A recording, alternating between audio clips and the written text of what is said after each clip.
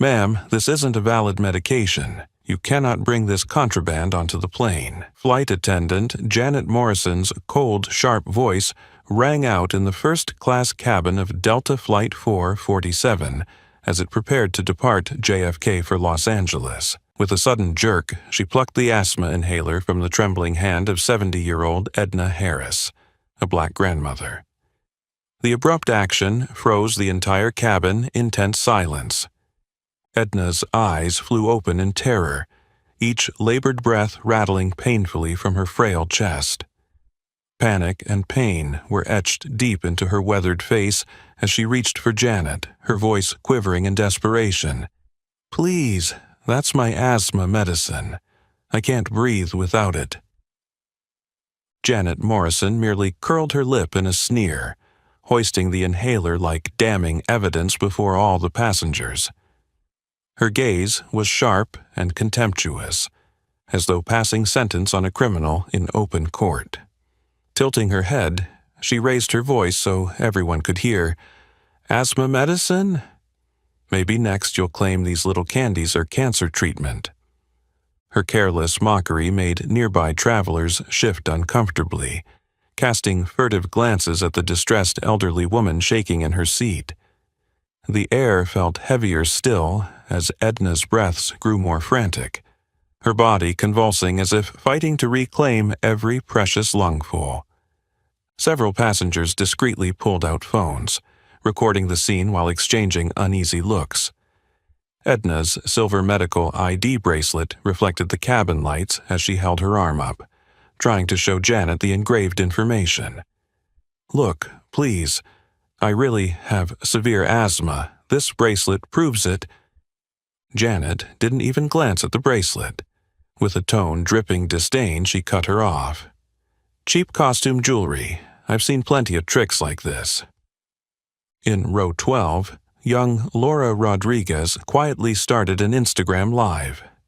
She whispered into her phone, loud enough for those nearby to hear, "Hey, everybody, it's Laura. I'm on Delta Flight 447, and you've got to see this blatant discrimination happening right now." Her video went viral almost instantly. Views and outraged comments spooled in by the second. But none of that mattered to Edna now, as every breath grew weaker. Edna tried again, voice breaking as she struggled for air. "My name is Edna Harris. I have very severe asthma. I'm flying to Los Angeles for my sister's funeral. Please, I can't." Janet snapped back immediately, her tone icy and cruel. "Save the sob story. This plane's about to take off, and I won't tolerate any illegal activity on board." Some passengers murmured anxiously, craning their necks to see what was happening. Edna's face had gone ashen. Sweat beaded on her brow as she gasped. The unmistakable signs of an acute asthma attack were plain for all to see. "Please," she repeated, voice faint and hoarse, reaching out toward Janet in despair, only to be met with the flight attendant's indifferent stare. From seat 14C, an older man who'd introduced himself at boarding as retired doctor. Robert Chen rose unsteadily. Recognizing the emergency, he hurried forward. "Excuse me, I'm a doctor. That woman is having an acute asthma attack. You need to return her inhaler immediately." Janet spun on him, voice sharp with authority. "Please sit down. This is crew business. I will not tolerate passenger interference." Dr. Chen hesitated. He didn't want to escalate matters, but could not stand by and watch Edna suffer. He looked helplessly at Janet, then at the other passengers seeking support, but everyone averted their eyes. Tension crackled through the cabin like a live wire. Edna's phone rang insistently in her lap, the screen showing Michael Harris, her son. But she lacked the strength to answer. All her energy was focused on taking her next breath. Janet stood firm in the aisle, clutching the inhaler as though it were contraband. Edna Harris sat motionless in her seat, straining for each fragile breath as life itself seemed slipping away. A few passengers whispered in unease, phones still recording Edna's worsening state. Yet Janet Morrison remained unmoved, cold and resolute, unaware that she was driving everyone toward a breaking point that would forever change their lives on that fateful flight. Janet Morrison stood unmoving in the narrow aisle, her cold eyes brimming with contempt as she looked down at Edna Harris, now hunched over, gasping for breath as if each inhale were a desperate fight for survival. The air in Delta Flight 447's cabin grew thick, and the soft whispers of fellow passengers swelled, shattering the earlier quiet.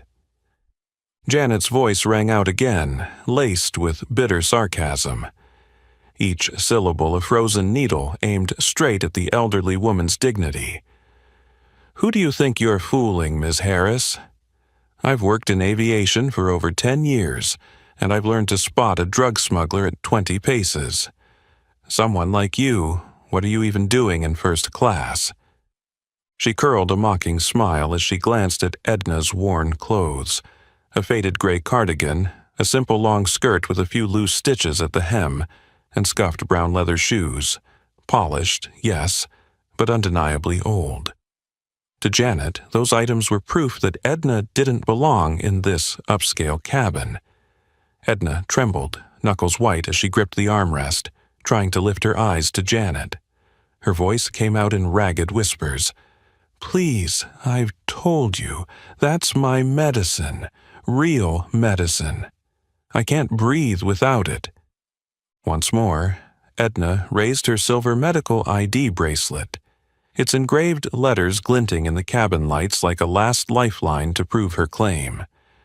Janet didn't even glance at it. She waved it away as though flicking off an annoying insect. "Save it. I can tell a cheap knockoff when I see one. People like you have all sorts of tricks up their sleeves.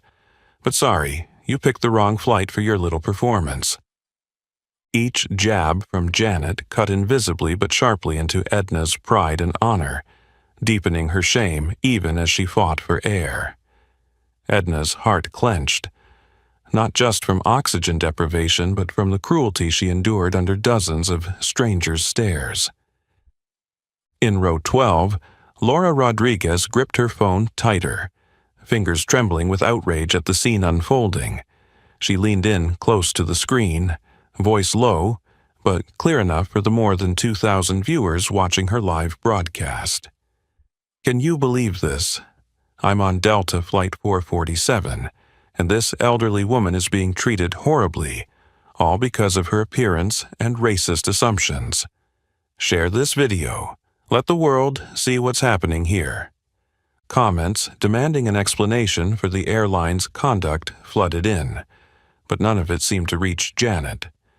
She was lost in the intoxicating certainty of her own authority, convinced she was upholding safety and order, even if it meant trampling truth and compassion. "Ms. Harris," Janet went on, raising the inhaler like a trophy, "do you really think a few crocodile tears are going to convince me to hand over this counterfeit? One last chance. Either you get off this plane now, or I'll toss this fake medicine in the trash, right here in front of everyone." Passengers nearby shifted uneasily. Some filmed the moment, but nobody dared stand up to Janet's decree. It was the terrifying silence of bystanders, witnesses to injustice too hesitant or afraid to intervene. Laura's voice cracked with emotion as she continued streaming. "Please, share this everywhere. I don't know what else to do, but we can't let this blatant discrimination happen unnoticed. This woman needs help, right now." But Janet paid no mind to the rising indignation. Her gaze never left Edna, whom she saw as a nuisance to be removed before the flight could depart on schedule.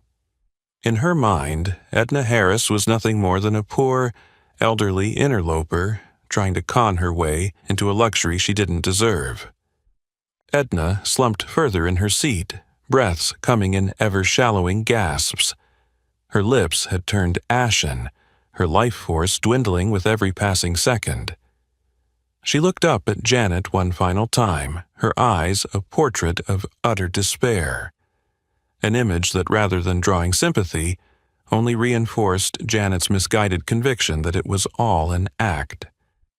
"Stop pretending, Miss Harris," Janet snapped, voice steely. "I will not let you delay this flight 1 second longer." For a moment, the entire cabin froze. Phones recorded every harrowing detail: the frail grandmother struggling for air, the merciless flight attendant clutching the inhaler, the silent horror of those caught between the two. A painful, prejudice-fueled confrontation was unfolding before everyone's eyes, and nobody knew how it would end. But one thing was certain: Janet Morrison's actions could never be undone. The suffocating tension in the cabin had quietly turned into a low-grade panic, especially as Edna Harris's breathing became more ragged, each gasp harsh and irregular. Janet Morrison still stood there, silently watching, her face showing nothing but contempt and the deep-seated suspicion she'd formed. In Janet's mind, the elderly woman was putting on a cheap performance to dodge the rightful scrutiny of the medication she'd smuggled aboard. Edna tried to steady herself, placing a hand over her chest as if to hold together the fragile, rapid beats of her lungs. The violent asthma attack felt like each cell in her body was being squeezed, her vision blurring from lack of oxygen. She tilted her head toward Janet and, between desperate gasps, whispered, I can't breathe anymore. Please believe me, Miss Morrison, I need my medicine." But that plea seemed unable to penetrate the wall of prejudice Janet had erected. To her, everything was already decided. Edna's threadbare clothing, her disheveled appearance, none of it fit the image of a first-class passenger she was accustomed to. In Janet's narrow worldview, the woman before her was utterly untrustworthy. Janet drew a slow breath, reinforcing her own conviction, then spoke clearly so everyone could hear. "Let me be perfectly clear, Miss Harris. Either you get off this plane right now, or I'll throw that illegal medication into the trash right here in front of everyone." Her words echoed like a hammer blow to Edna's dignity. A few passengers exchanged anxious whispers. They felt anger and discomfort, but no one dared challenge the flight attendant's absolute authority. By the window in row 8, Laura Rodriguez held her phone steady, her live stream comments exploding with outrage. "We cannot let this happen in front of us. Share this video now. Delta Airlines must be held accountable for this horrific treatment." Janet paid no attention to the online uproar. She couldn't fathom that her every move was being broadcast live to thousands. All her focus remained on Edna, the drug smuggler she had pegged from the start, and nothing would change her mind. Desperation overtook Edna as she clutched her throat, fighting to draw even a tiny breath into her asthma-weakened lungs. The signs of crisis were undeniable, her face turning purple, sweat streaming down her forehead, her body convulsing with each gasp.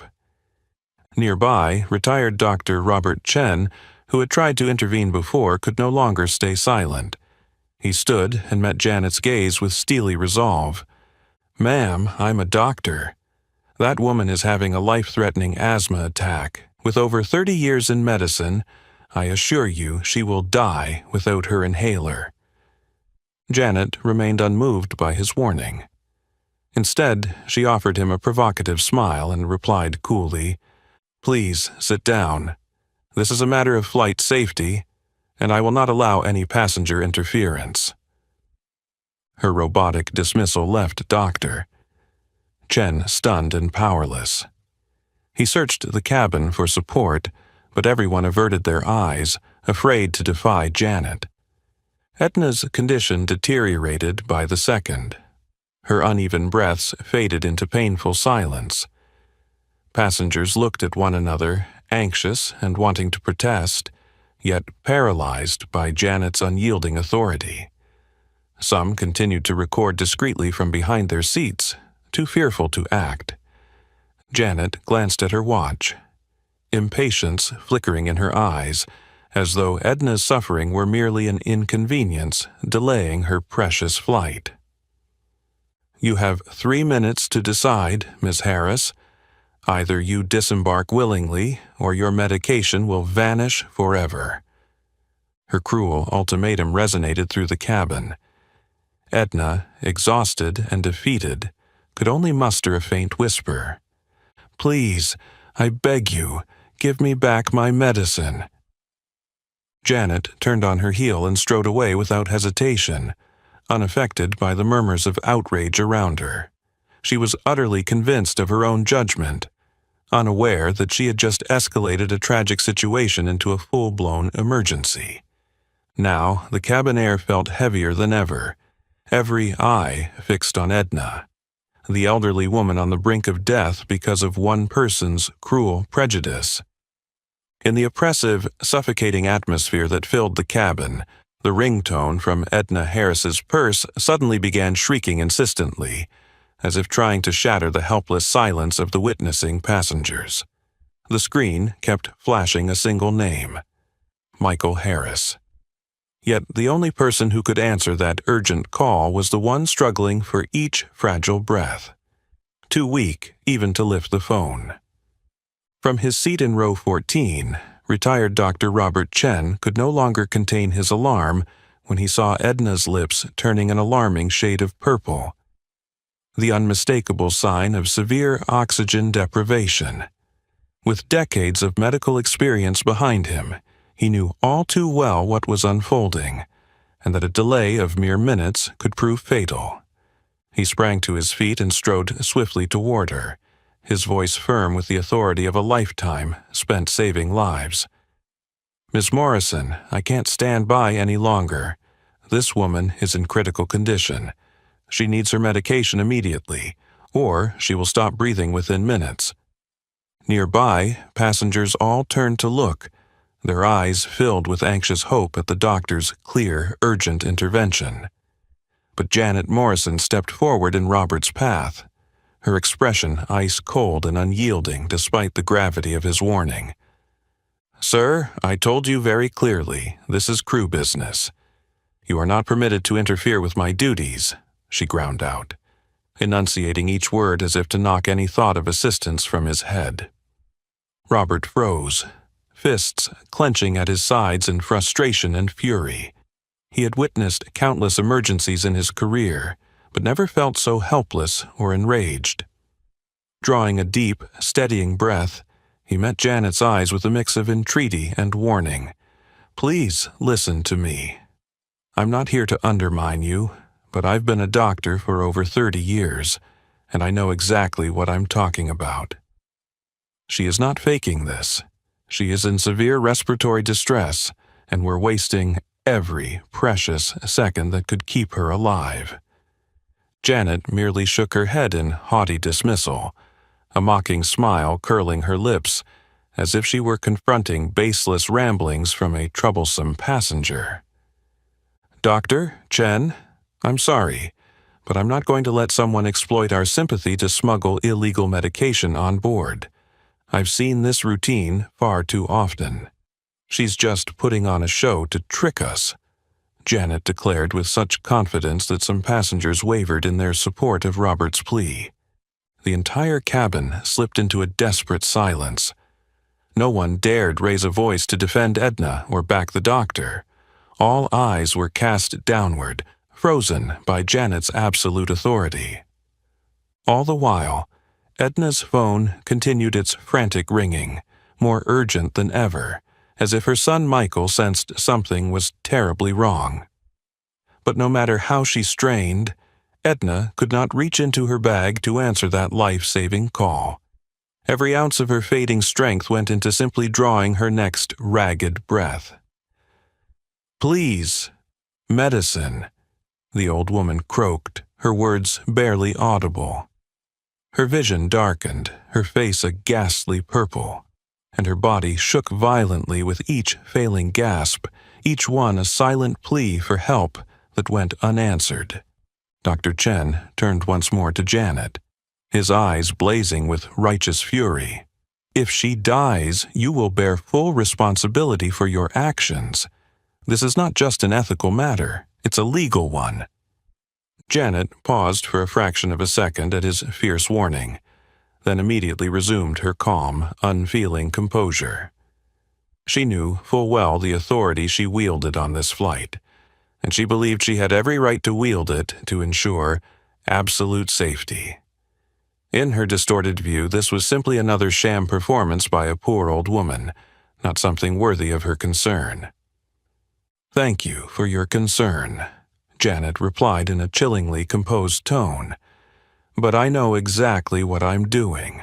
Please return to your seat immediately, or I will have security notified." Dr. Chen stood stunned, staring helplessly at Edna, who was now holding on to her final, labored breaths. Pain and anguish filled his face as he realized that, without immediate intervention, he might witness a life slip away before his eyes. Once again, Edna's phone rang out urgently, but she was utterly powerless. Her head slumped forward, each breath more ragged than the last. Dr. Chen clenched his jaw, battling the fear of the tragedy about to unfold, and utterly at the mercy of the callous, irrational power Janet Morrison had imposed on this frail, dying woman.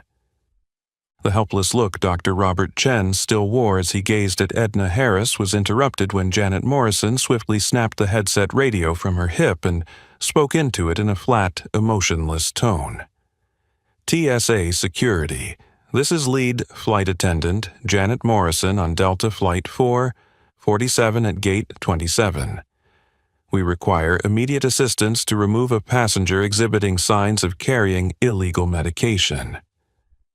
Those words, illegal medication, cut through the tense silence in the cabin like a cold bullet aimed straight at Edna's honor. The announcement not only pushed an already dire situation to its breaking point, but officially recast Edna from pitiable victim to criminal suspect in the eyes of many passengers. "No, this is a grave mistake," Robert shouted, his usual composure gone. His voice trembled with anger and alarm. "She isn't carrying opiates or any banned substance. That's her asthma medicine, I've said it clearly a dozen times. Forcing her off this plane right now could kill her." Janet surveyed the doctor with a mocking smile.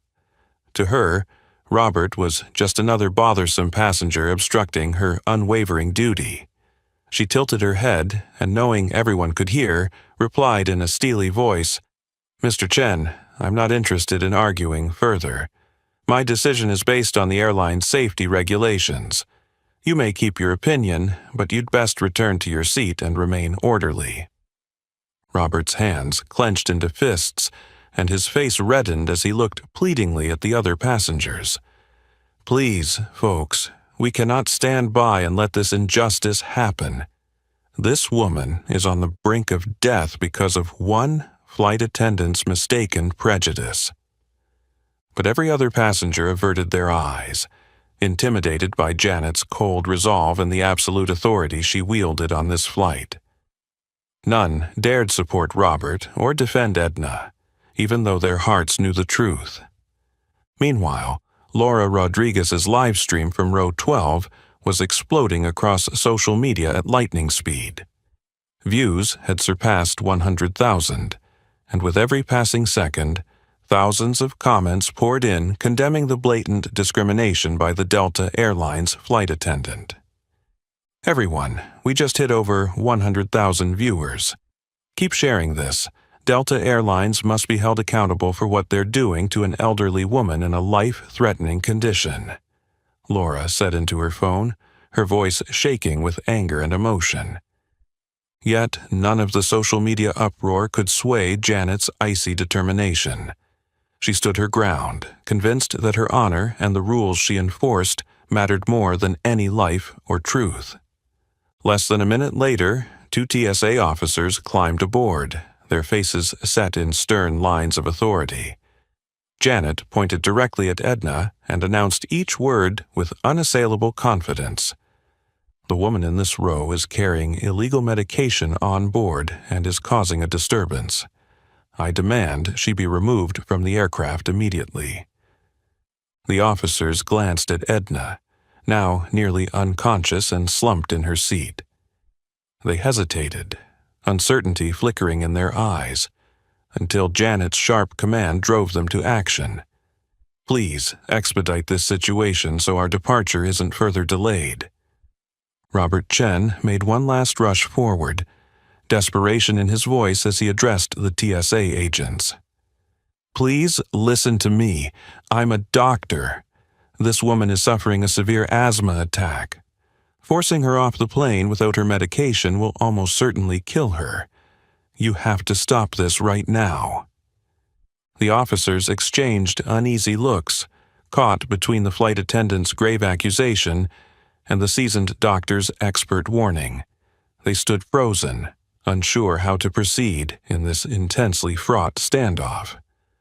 At that moment, Edna's phone rang again, more insistently than before, as if Michael Harris, her son, sensed the danger his mother was in. Robert hurriedly retrieved the phone and displayed the incoming caller ID to the officers. "This is her son calling. Please, at least let me answer so he can learn what's happening to his mother." Janet's reply was immediate and unyielding. "No calls permitted at this time. She's a suspected lawbreaker, and I will not allow any interference." The cabin had become the stage for a tense, high-stakes confrontation between blind authority and human decency. Edna Harris lay on the edge of life and death, while the few who could save her were blocked by an unbending flight attendant, and hundreds of thousands more watched it all unfold in real time. In that unbearably tense moment, Edna Harris's trembling hand suddenly reached toward Dr. Robert Chen, her eyes filled with despair and the faintest glimmer of hope. Robert understood immediately. He brought the incessantly ringing phone close to her hand. Summoning all her remaining strength, Edna pressed the answer button and unconsciously switched to speakerphone. The cabin, previously steeped in heavy silence, was suddenly filled by a firm, authoritative voice coming from that tiny device. "Mom? Where are you? Why haven't you been answering my calls?" That voice swept through the cabin like a shockwave, drawing every eye to Edna and the phone. Hearing her son's voice, Edna summoned the last of her strength to whisper, barely more than a breath. "Michael, I can't breathe. They won't let me have my medicine." As those pained, quavering words ended, the voice on the other end hardened, exuding decisive authority with no hint of hesitation. He spoke loudly and clearly, as one accustomed to issuing commands. "I'm Michael Harris, Senior Vice President of Flight Operations at Delta Airlines. Who's in charge of this situation?" In an instant, all of Janet Morrison's confidence and resolve evaporated. Her face drained of color, her lips parting without words. She recognized at once whose voice it was. Michael Harris wasn't just any senior executive. He oversaw the entire domestic flight network and was someone her superiors reported to directly. Now, that very man was publicly questioning her actions in front of the entire cabin. The cabin froze. The passengers filming moments ago fell silent, raptly listening to the tense exchange unfolding.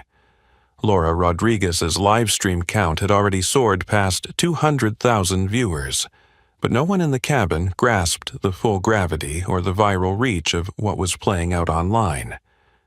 Dr. Chen, standing beside Edna, seized the phone and spoke with urgency and emotion. "Mr. Harris, I'm Robert Chen, a retired physician. Your mother is experiencing a life-threatening asthma attack. Lead flight attendant Janet Morrison confiscated her inhaler despite my repeated warnings that she could die without it." Michael Harris's voice turned icy, every word fired like a precise bullet. "Janet Morrison, confirm immediately. You confiscated my mother's asthma medication, correct?" Janet swallowed hard, feeling as though a boulder weighed on her chest. Panic flickered in her eyes as she scanned the cabin. Everyone was watching, waiting for her answer. For the first time in her decade-long career, she felt real fear, the same fear she had so often instilled in others. "Mr. Harris, I was just following airline safety protocol. She brought medication of unknown origin on board. I thought—" Michael cut her off sharply, his patience gone. "Unknown origin?" She wore an emergency medical ID bracelet. A licensed physician is confirming her critical condition, and you still insisted it was illegal?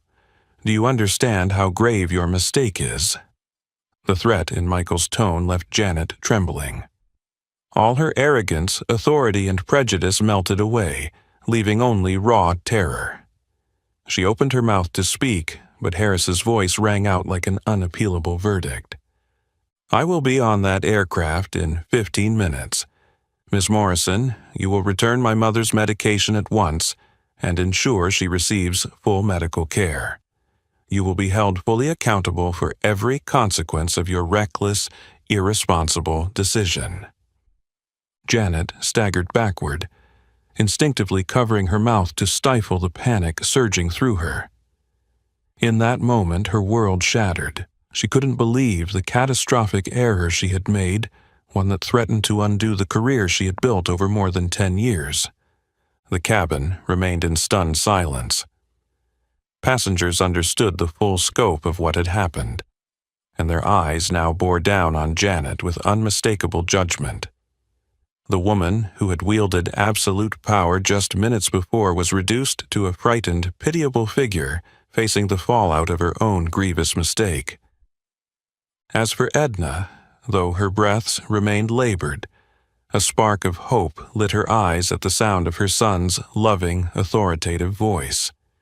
She realized that, finally, this nightmare would end, though the repercussions, especially for Janet Morrison, were only just beginning.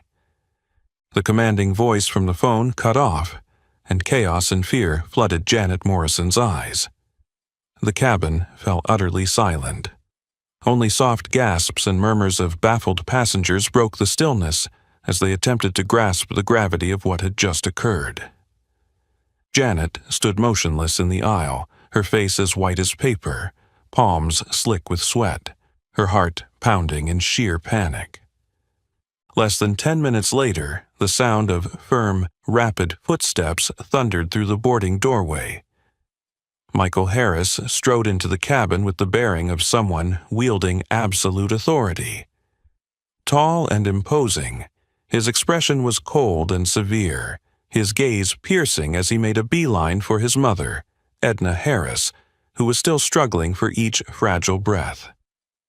The moment Michael appeared, every passenger turned, eyes fixed on his smallest movements. They all felt the genuine, undeniable power radiating from him. He knelt beside his mother, took her frail hand, and spoke in a tone both tender and urgent. "Mom, I'm here now. I'll take care of this immediately. You're going to be fine. Just try to breathe steadily." Rising, he pivoted to Janet, his eyes ice-cold and razor-sharp. His voice shifted to clear, commanding authority, each word underscoring the severity of her misconduct. "Miss Morrison, I want you to listen to every word I say. You have not only egregiously violated Delta Airlines safety regulations and flight operations protocols, you have also broken federal law by willfully refusing to provide emergency medication to a passenger in a life-threatening condition."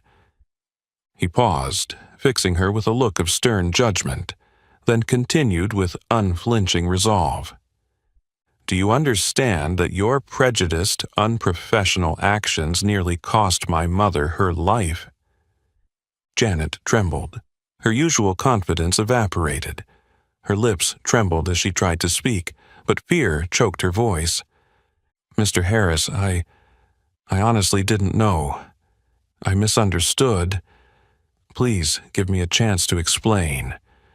Michael cut her off with icy finality, his words echoing through the cabin for all to hear. "Explain? I doubt you have anything left to explain. My mother wore a medical ID bracelet to confirm her condition, Doctor.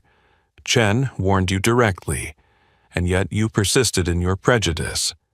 You not only violated professional protocol, you demonstrated an unacceptable lack of ethics." His cutting words sent a shiver through the cabin. Passengers who had been reluctant now nodded in agreement, their looks of condemnation unmistakable. Laura Rodriguez's live stream had swelled to nearly 500,000 viewers, and social media brimmed with outrage. Realizing the gravity of her error, Janet's hands shook as she retrieved the asthma inhaler she'd confiscated, offering it to Michael with trembling fingers, her voice thick with remorse. "Mr. Harris, I am truly sorry. I never intended to harm your mother. This is her medication. Please take it." Michael said nothing more. He accepted the inhaler, returned it to Edna, and helped her use it immediately. As she inhaled her first dose, Edna's breathing steadied, and the alarming purple color drained from her face. A collective sigh of relief swept through the cabin as passengers witnessed her condition visibly improve. Once he was certain his mother was safe, Michael turned back to Janet, his tone firm and resolute. "Ms. Morrison, I hope you understand that today's actions have consequences far beyond an apology. I will demand that the airline open a full investigation and take appropriate disciplinary action under both legal and company policies. You have forfeited any right to continue in this role."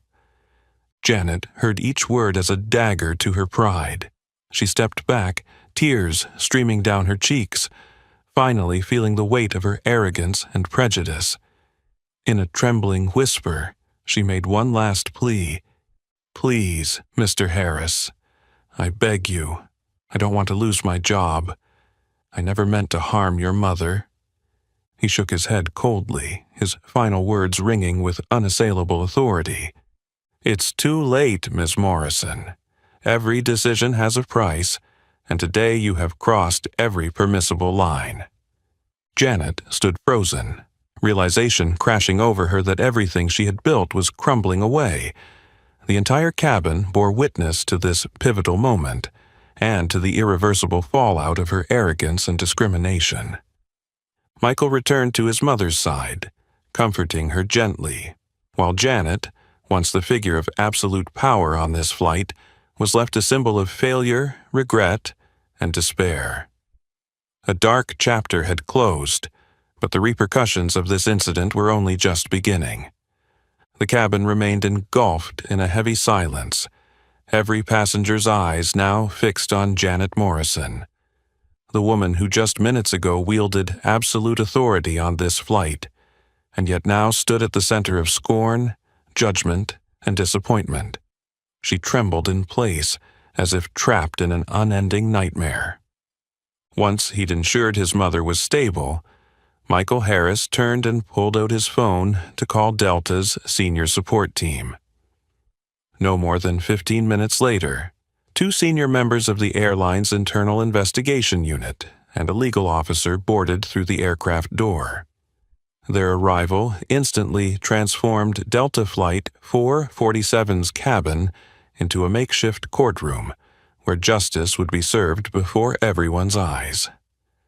Michael strode to the aisle and addressed Janet in a cold, precise voice, each word measured so the entire cabin could grasp the severity of what had transpired. "Ladies and gentlemen, I am Michael Harris, Senior Vice President of Domestic Flight Operations for Delta Airlines. Today, I will personally oversee the investigation into the very serious incident that just occurred on this flight." He turned to Janet, locking eyes with her as she quaked in fear, and continued with firm clarity. Miss Morrison, you need to understand the consequences your actions have caused, not only for me and my mother, but for Delta Airlines itself. By refusing to provide life-saving medication to a passenger, you have violated federal law, specifically the Americans with Disabilities Act and mandatory FAA safety regulations. Janet opened her mouth to speak again, but Michael raised a hand to halt her, then drove his point home even more sharply, each phrase like a nail sealing her fate. I also want you to recognize the financial and reputational damage your mistake threatens to inflict on Delta Airlines. Because your actions were streamed live and viewed by over 500,000 people, the airline now faces the risk of major lawsuits and severe brand damage, potentially amounting to millions of dollars. Michael's words weren't just directed at Janet. They served as a stern warning to the entire crew. Every syllable carried the weight of responsibility, professional ethics, and the law. The cabin seemed to hold its breath as even the most hesitant passengers nodded in agreement with his every word. Their eyes reflected not just judgment, but deep disappointment in someone entrusted with their safety.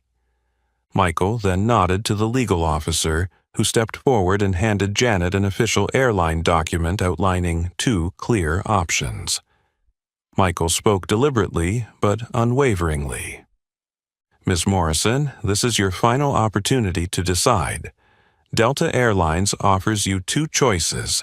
First, you may resign immediately, with the commitment that you will not work in aviation again, or second, you will be terminated for gross violation of company policy, and we will refer your case to the authorities for further criminal investigation into endangering a passenger's life. A deadly silence followed his declaration. Janet stood stock still, trembling, tears streaming down her face. Before her lay not just the end of her career, but the real possibility of legal consequences that could destroy her future. In a voice barely above a whisper, she managed, "Mr. Harris, I made a grave mistake, and I am truly sorry. Please give me a chance to make amends. I don't want to lose everything." Michael regarded her coolly, his tone crisp as a blade. "I'm sorry, Miss Morrison, but it's too late for apologies or atonement. You have crossed every permissible line.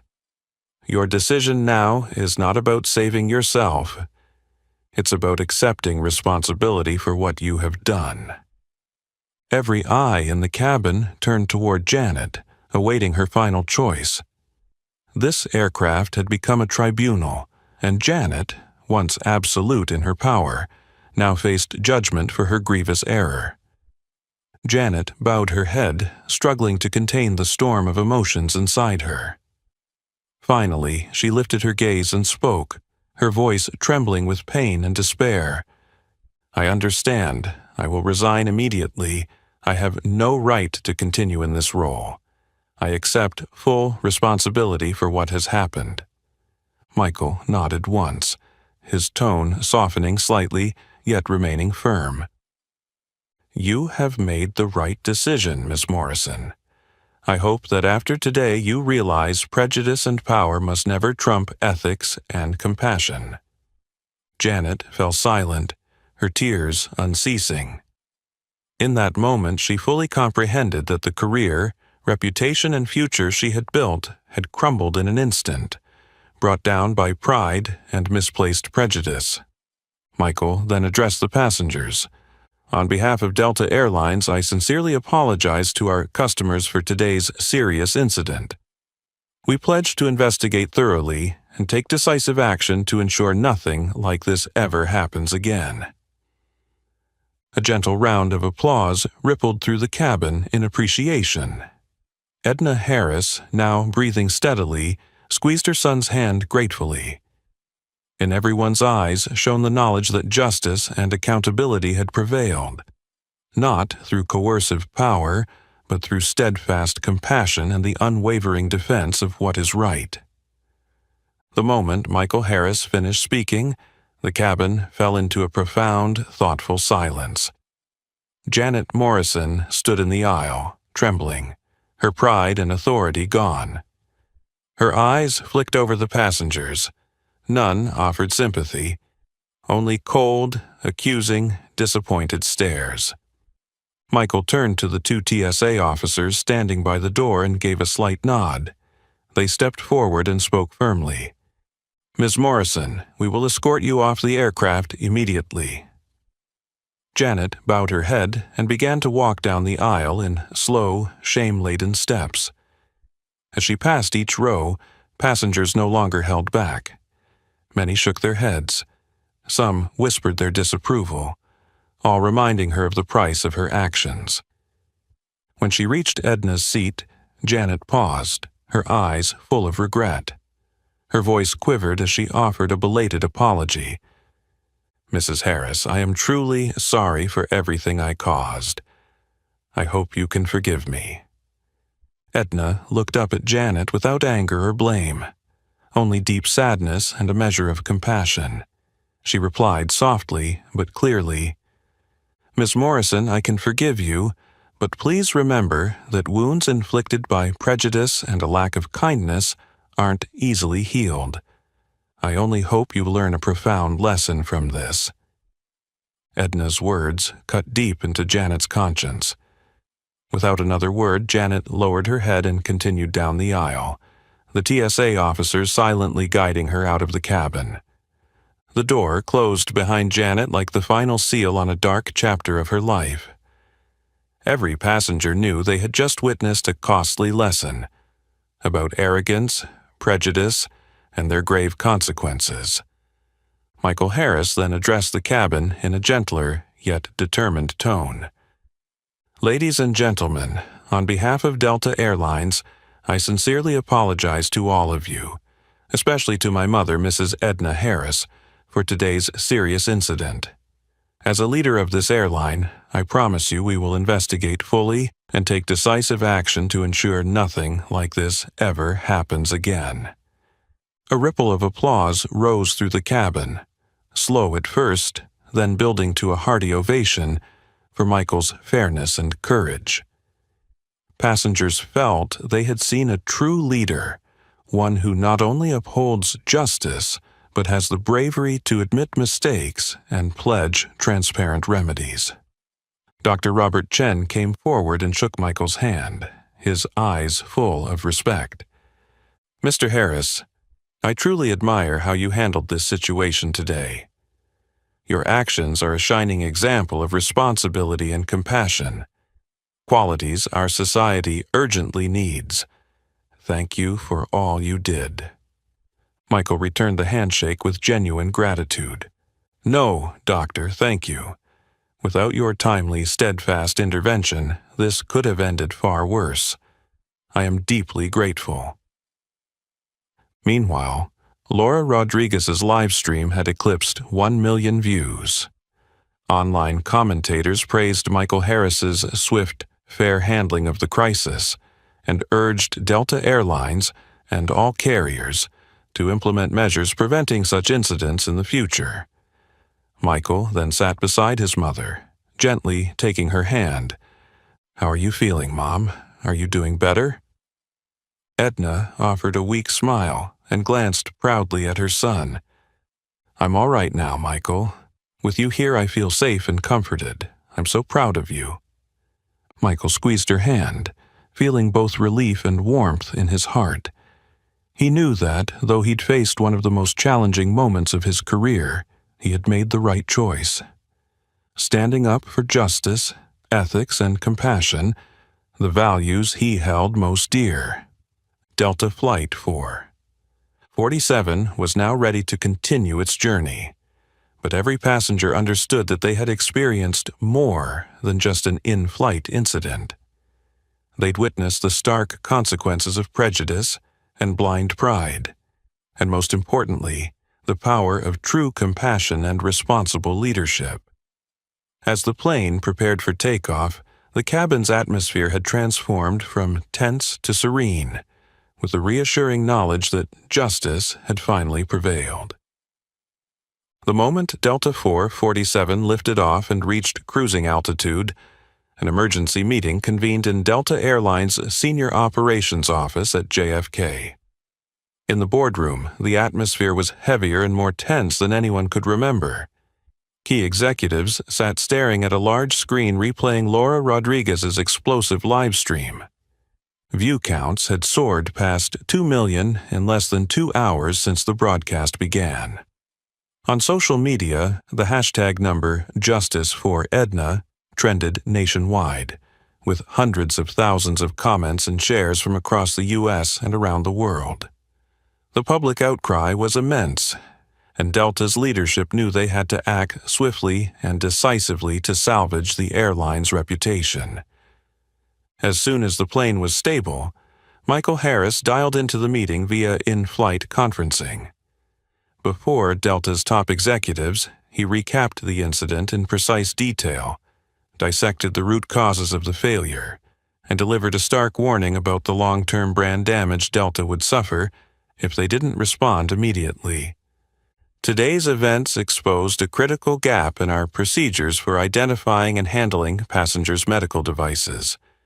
A customer nearly died because of ignorance, prejudice, and the wrongful actions of one crew member. This can never happen again. The executives listened in silence, fully aware that this was not an isolated mishap but a wake-up call for the entire industry. Michael pressed on with resolve, proposing urgent policy changes. I recommend we immediately establish new regulations for verifying and managing all medical devices aboard our flights. Every crew member must undergo emergency training on recognizing and handling life-saving equipment, and we must create clearer protocols for assisting passengers experiencing health crises. Impressed by his clarity and urgency, Delta's leadership unanimously approved the policy overhaul.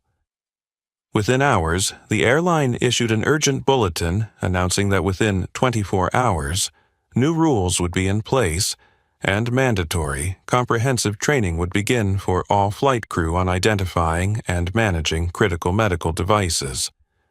Delta's decisive response triggered a domino effect. Within hours, United, American, and Southwest Airlines publicly pledged to adopt similar policies. What began as a horrific in-flight incident on Delta 447 became a powerful catalyst for sweeping, industry-wide reform. Meanwhile, Laura Rodriguez's live stream continued to go viral, drawing attention from CNN, ABC News, Fox News, and other major outlets. Edna Harris's story topped front pages nationwide, sparking heated debates about racial bias, social prejudice, and serious lapses in passenger health protection. Laura, who had intended only to document a small injustice, found herself in the media spotlight. In a brief on-camera interview with CNN after landing, she spoke with emotion and clarity. "I couldn't believe what I was witnessing. I just wanted to call out one unfair incident, but it turned into something huge. I hope all of us learn how dangerous ignorance and prejudice can be." Millions of Americans hailed Laura as a hero of fairness and compassion in modern society. Across social media, hundreds of thousands of users shared Edna's story and urged airlines and other public service providers to overhaul their policies to prevent similar tragedies. Within 24 hours, Delta launched a special mandatory training program for over 20,000 flight crew nationwide. The curriculum covered the identification and handling of asthma inhalers, insulin, cardiac devices, and other emergency medications. Delta also rolled out a mobile app, allowing passengers to register health conditions and medical devices in advance, ensuring crews could verify and assist as needed. Delta's policy changes earned widespread praise from medical experts, disability rights groups, and frequent flyers alike. Other airlines quickly followed suit, ushering in unprecedented industry-wide reforms. Michael Harris, who spearheaded this landmark initiative, emerged not only as a top airline executive, but also as a symbol of courage, social responsibility, and leadership under crisis. That day, every passenger on Delta 447 understood that although the incident was a painful ordeal, it also ignited a vital, silent revolution, one that would make commercial aviation more humane and equitable for everyone. After Delta 447 took off and reached cruising altitude, an emergency meeting was convened in Delta Airlines' Senior Operations Office at JFK. In the boardroom, the atmosphere was more tense and somber than anyone could remember. Executives sat staring at a large screen replaying Laura Rodriguez's explosive live stream. The video's view count had skyrocketed past 2 million in under 2 hours. On social media, the hashtag number Justice for Edna trended nationwide, with hundreds of thousands of comments and shares from across the U.S. and around the world. Public pressure was immense, and Delta's leadership knew they had to act decisively to protect the airline's reputation. Michael Harris, still in flight, joined the meeting via video link. Before Delta's top executives, he detailed the incident, analyzed its root causes, and issued a stern warning about the long-term brand damage Delta would face without immediate action. Today's events exposed a serious gap in our procedures for identifying and handling passengers' medical devices. A customer almost died due to ignorance, prejudice, and wrongful actions by a crew member. This can never happen again. Silence fell as the executives absorbed his words, realizing this wasn't an isolated incident but a wake-up call for the entire industry. Michael continued, laying out urgent policy changes. I propose we immediately establish new regulations for verifying, identifying, and managing all medical devices aboard our flights. Every crew member must undergo emergency training on recognizing and handling life-saving equipment, and we need clear protocols to support passengers experiencing health crises. Moved by his clarity and conviction, Delta's leadership unanimously approved the reforms. Within hours, the airline issued an urgent bulletin announcing that, within 24 hours, new policies would be in effect, and mandatory training would begin for all flight crew on handling critical medical devices. Delta's swift response triggered a domino effect. United, American, and Southwest Airlines quickly announced their own similar initiatives. What began as a horrific in-flight incident on Delta 447 became a catalyst for sweeping industry reform. Meanwhile, Laura Rodriguez's live stream went viral with major networks, CNN, ABC, Fox News, picking up the story. Edna Harris's ordeal dominated front pages nationwide, sparking fierce debates about racial bias, social prejudice, and serious lapses in protecting passenger health. Laura, who had merely intended to document one small injustice, found herself in the media spotlight. In a brief CNN interview after landing, she said, "I couldn't believe what I was seeing. I just wanted to call out one unfair incident, but it exploded into something much bigger. I hope we all learn how dangerous ignorance and prejudice can be." Millions of Americans hailed Laura as a hero for justice and compassion. On social media, hundreds of thousands shared Edna's story, urging airlines and other public service providers to overhaul their policies to prevent such tragedies. Within 24 hours, Delta launched a mandatory special training program for over 20,000 flight crew nationwide, covering the identification and handling of asthma inhalers, insulin, cardiac devices, and other emergency medications. Delta also rolled out a mobile app allowing passengers to pre-register their health conditions and medical devices, so crews could verify and assist as needed. Delta's reforms received high praise from medical experts, disability rights groups, and frequent flyers. Other airlines quickly followed suit, creating unprecedented industry-wide standards. Michael Harris, who led this landmark effort, emerged as not only a top airline executive, but as a symbol of courage, social responsibility, and leadership in crisis. That day, every passenger on Delta 447 understood they had witnessed more than an in-flight scandal. They had seen the stark consequences of prejudice and blind arrogance, and the transformative power of compassion and accountable leadership. As the plane resumed its journey, the cabin's atmosphere had shifted from tension to renewed trust, secure in the knowledge that justice had been served. The story of Mrs. Edna Harris didn't stop at the aviation industry. It quickly became a beacon for millions of Americans about the power of compassion, justice, and social responsibility. What began as a singular incident on Delta Flight 447 has grown into a profound symbol in the fight against ageism, racism, and the protection of disability rights in every walk of life. Just a few months after the incident, Edna Harris received an official letter from the United States Congress inviting her to testify at a special hearing on the rights of elderly and disabled air travelers. That invitation was not only an honor, but a formal acknowledgement of the impact her experience had made. On the day of the hearing, the House chamber was packed. Senators, media representatives, and advocates from numerous social organizations watched intently as the elderly woman took the podium.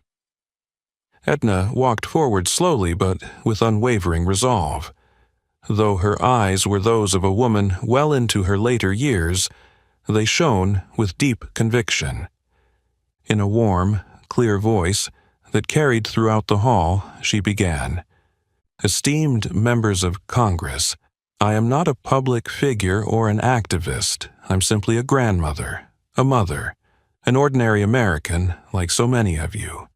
But my story on Delta Flight 447 taught me that discrimination isn't just an individual or organizational problem. It's all of our problem as citizens in this society." She paused to look around the chamber, her gaze gentle but firm, then continued, her voice stirring. "What hurt me most wasn't the physical pain I endured, but the crushing helplessness of being mistreated simply because of my age, my skin color, and preconceived biases. No one deserves to go through that, not at any age, under any circumstances." Her heartfelt words resonated deeply with the lawmakers, and a wave of emotion swept through the nation. Edna's testimony became a powerful call to action, awakening people to the true value of justice, compassion, and our shared responsibility. Within weeks, Congress passed a set of new regulations informally named the Edna Harris Act, designed to ensure every airline strictly protects and assists elderly and disabled passengers. These rules went beyond mere legal requirements. They embodied America's commitment to a fairer, more respectful environment for its most vulnerable travelers. But Edna's influence extended far beyond aviation. Her story was incorporated into training programs at major hospitals, universities, and customer service organizations nationwide. Each curriculum analyzed the critical errors that nearly cost her life on Delta Flight 447 and taught how to recognize and respond to similar situations, preventing future tragedies. At colleges and in nonprofit leadership courses, Edna's case became a classic example in ethics, cultural competence, and crisis management. Hundreds of thousands of students and service professionals learned that a single thoughtless decision or prejudiced action could have devastating, lasting consequences. Meanwhile, Michael Harris, now Delta's Vice President for Diversity and Inclusion, partnered closely with social organizations and government agencies to expand public training campaigns on disability rights, aging, and anti-discrimination.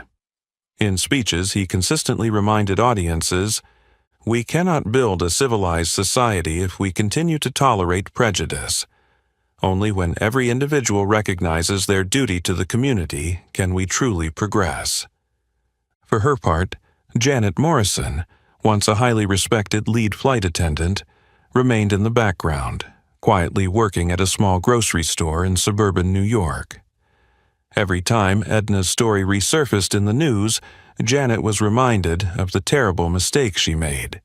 Her new, modest life served as a constant reminder of how far-reaching the effects of prejudice and indifference can be. She lived each day haunted by the question, if she had acted differently that day, how different might her life be now? But the most important legacy of Mrs. Edna Harris's story is the profound lesson it taught about the power of compassion, accountability, and justice. The changes sparked by her ordeal went far beyond regulations and policies. They transformed individual mindsets, making people realize that every word and every action carries tremendous responsibility. Edna Harris, a grandmother who nearly lost her life to bias, has become an enduring symbol of the fight against injustice, inspiring a movement toward a more fair and compassionate society. Her experience aboard Delta Flight 447 will forever stand as a living testament to that truth. By the time Mrs. Edna Harris's story had far surpassed a single flight incident, virtually all of America knew her name. Every appearance she and her son, Michael Harris, made on major TV programs moved millions of viewers, prompting deep reflection on responsibility and compassion. They had become the voices of the vulnerable, those who had suffered injustice but chose to stand up and effect change. One especially memorable evening, Edna and Michael were invited as honored guests on the Oprah Winfrey Show, whose reach extends to millions. The audience watched, rapt, as mother and son recounted their harrowing flight, then described the profound societal impact they had sparked.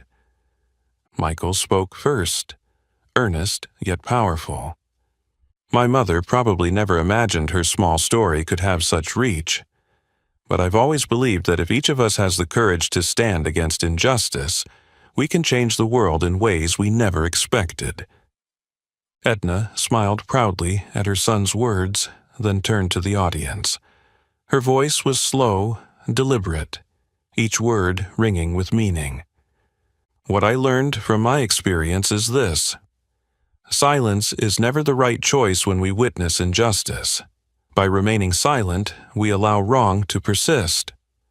But when each of us speaks out, documents what we see, shares our stories, even through the smallest action, we create a powerful force capable of changing the world. The studio fell into thoughtful silence, moved by her words. Edna continued, her tone warm but resolute. Each of us can be part of that change.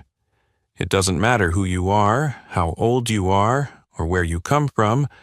What matters is whether you have the courage to speak up for justice. At my age, I never thought I'd become an advocate. Yet life sometimes pushes us into moments where we must choose, stay silent and accept injustice, or stand up to defend truth and fairness. Her closing words sparked a thunderous, heartfelt, standing ovation. Oprah Winfrey then turned to Michael and asked about civic responsibility. Oprah, Michael, what can each of us do to prevent situations like your mother's from happening again? Michael replied with confidence and depth. The most important thing is for each of us to feel a sense of responsibility to our community. When we witness injustice or discrimination, we must never think it's not our concern. We need the courage to stand up, speak out, share the truth, and fight to build a more just and humane society. He paused, looking straight into the camera as if speaking individually to every viewer. I believe responsibility isn't some lofty ideal. It's in our small daily actions, recording an injustice, sharing a story online, or simply supporting someone vulnerable who needs our help. At the show's close, Oprah addressed the audience with heartfelt sincerity. You've heard the extraordinary story of Edna Harris and her son, Michael Harris. I hope each of us takes away something profound from their experience.